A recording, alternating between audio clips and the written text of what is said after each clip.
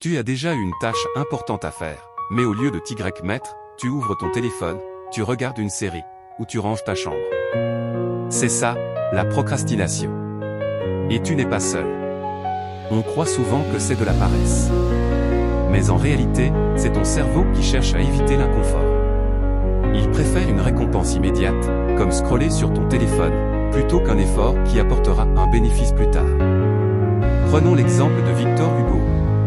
Quand il devait écrire Notre-Dame de Paris, il procrastinait tellement qu'il a décidé d'enfermer ses vêtements pour ne pas sortir de chez lui et se forcer à écrire. Résultat, il a terminé son livre en quelques mois. La procrastination n'est pas invincible. Ceux qui réussissent ne sont pas ceux qui ne procrastinent jamais, mais ceux qui trouvent des stratégies pour la dépasser.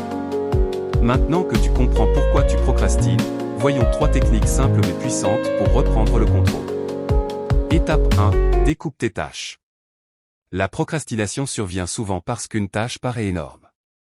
Ton cerveau se dit, c'est trop, je ferai ça demain. Alors, au lieu de penser, je dois écrire 20 pages, dis-toi, je commence par une seule page. Petit à petit, ces petites actions créent un élan qui devient impossible à arrêter. Étape 2. La règle des 2 minutes. Si une tâche prend moins de 2 minutes, fais-la tout de suite. Exemple, répondre à un email rapide, ranger ton bureau, noter une idée. Pourquoi? Parce que ces petites choses accumulées créent un poids mental énorme. En les éliminant immédiatement, tu libères ton esprit et tu deviens plus productif. Étape 3. Crée un environnement qui favorise l'action. Ton environnement détermine tes habitudes. Si ton téléphone est sur ton bureau, ton esprit va chercher la distraction.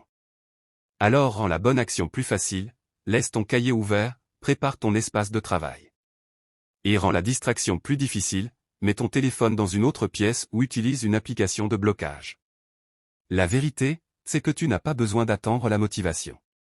Tu as juste besoin de poser la première petite action.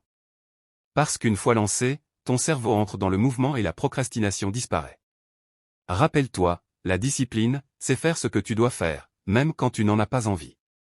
Et c'est ça qui transforme ta vie. Si tu veux plus de vidéos sur la discipline, les habitudes et le mindset, abonne-toi maintenant et rejoins cette communauté de croissance.